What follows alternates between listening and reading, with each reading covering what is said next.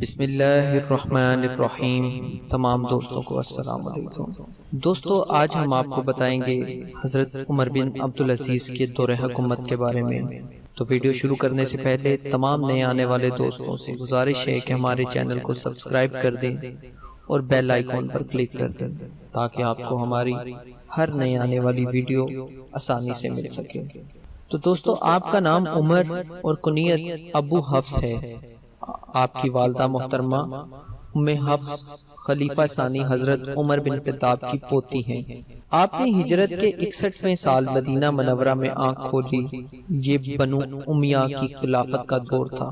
اسلامی مملکت دور دور تک پھیل چکی تھی۔ افریقہ اور مغرب کے تمام شہر، سندھ، کابل اور فرغانہ، روم، قسطنطنیہ، قبرص اس مملکت میں شامل تھے۔ گویا اندلس کے آخری گوشوں سے سندھ تک اور بلاد روم تک، چین کی دیواروں تک اسلامی مملکت کا سکہ رواں تھا۔ دوستو آپ کے والد محترم عبدل عزیز بن مروان اس زمانے میں مصر کے گورنر تھے۔ انہوں نے اہلیہ سے کہا کہ عمر کو لے کر مصر چلی جاؤ۔ مشہور صحابی عبداللہ بن عمر جو آپ کی والدہ ام عاصم کے چچا تھے، کہنے لگے کہ اس بچے کو ہمارے ہاں چھوڑ دو کیونکہ یہ سب سے زیادہ ہم سے مشافہت رکھتا ہے۔ چنانچہ وہ اکیلی مصر چلے گئیں۔ شوہر نے پوچھا عمر کہاں ہے؟ انہوں نے بتایا کہ حضرت عبداللہ بن عمر کے پاس ہے۔ عبدال عزیز بہت خوش ہوئے۔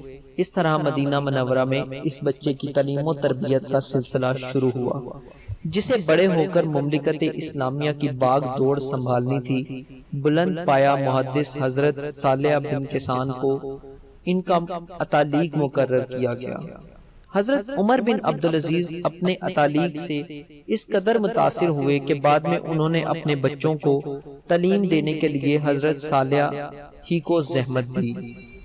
آپ نے بچپن ہی میں قرآن حفظ کر لیا، عربی زبان اور شعر گوئی کی تعلیم حاصل کی۔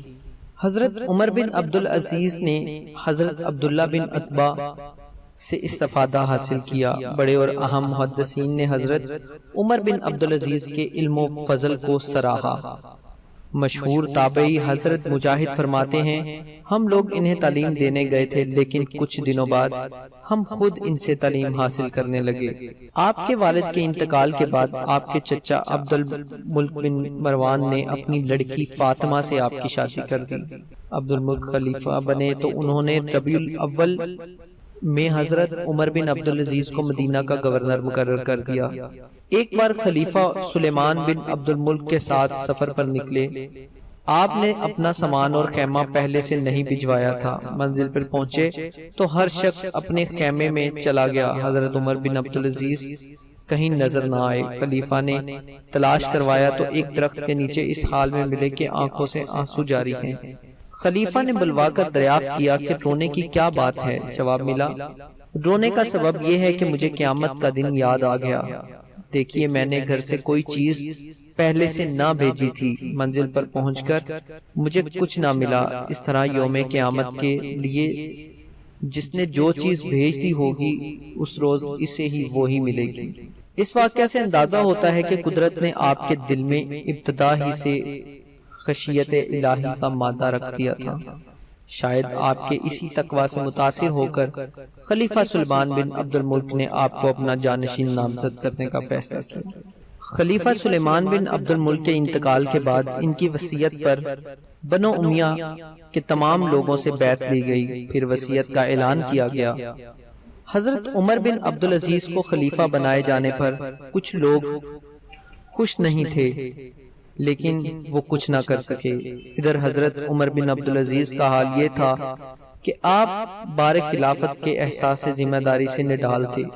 خلیفہ سلیمان بن عبد الملک کی تجہیز و تکفین اور خلافت کی ابتدائی مرحلے مکمل کر کے حضرت عمر بن عبدالعزیز اپنے گھر لوٹے تو تھوڑی دیر آرام کرنا چاہا۔ اسی وقت آپ کے صاحبزادے عبد الملک نے آ کر پوچھا آپ ان اموال کی واپسی سے پہلے سونا چاہتے ہیں جن پر خلفائے بنو امیہ نے غاصبانہ قبضہ کر رکھا ہے؟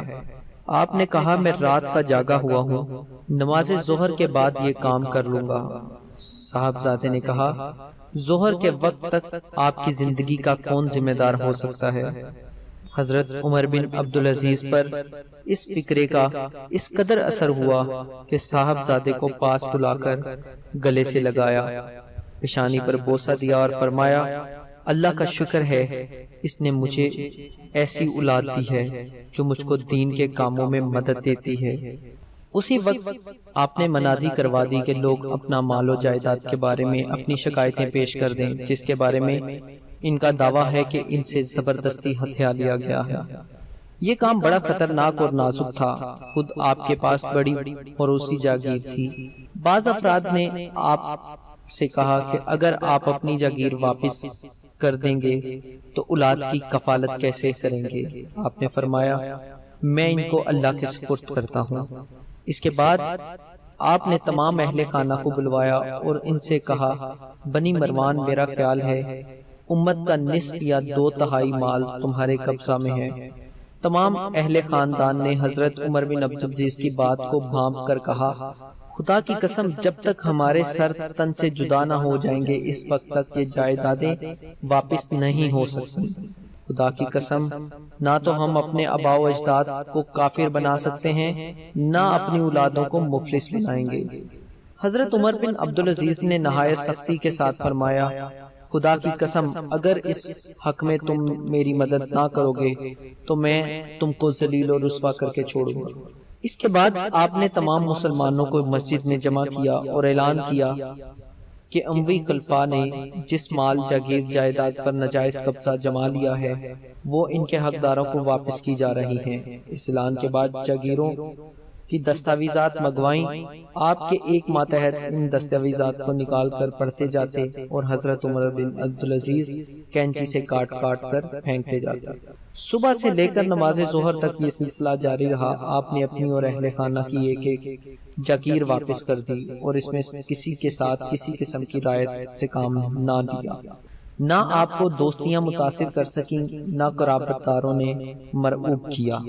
دوستو، خلیفہ بننے سے پہلے حضرت عمر بن عبدالعزیز کی نفاست پسندی کا حال یہ تھا کہ نہایت بیش قیمت لباس زیب تن کرتے تھے اور تھوڑی دیر میں اسے اتار کر دوسرا قیمتی لباس پہن لیتے تھے۔ وہ اپنے زمانہ کے سب سے زیادہ خوش لباس اور جامع زیب شخص مانے جاتے تھے۔ اللہ تعالیٰ نے عیش و عشرت کے دل دادا اس شخص پر جب بار خلافت ڈالا تو فلک نلگوں پر طلوع ہونے والے سورج نے، رات کی تاریکی میں چمکنے والے چاند ستاروں نے اور ڈالی ڈالی کھلنے والے خوش رنگ پھولوں نے دیکھا کہ اس شخص کی زندگی میں کتنا بڑا تغیر آ گیا ہے۔ عمر ثانی نے خلیفہ بنتے ہی گھر کا ایک ایک نگینہ بیت المال میں داخل کروا دیا۔ خاندان کے تمام وظائف بند کر دیے۔ شاہی سواری پیش کی گئی تو فرمایا، میرے لیے میرا خچر ہی کافی ہے۔ اپنی تمام سواریوں کو فروخت کر کے رقم بیت المال میں داخل کروا دی۔ خلفاء کے ساتھ نقیبوں اور لمبرداروں کے چلنے کا سلسلہ بند کروا دیا گیا۔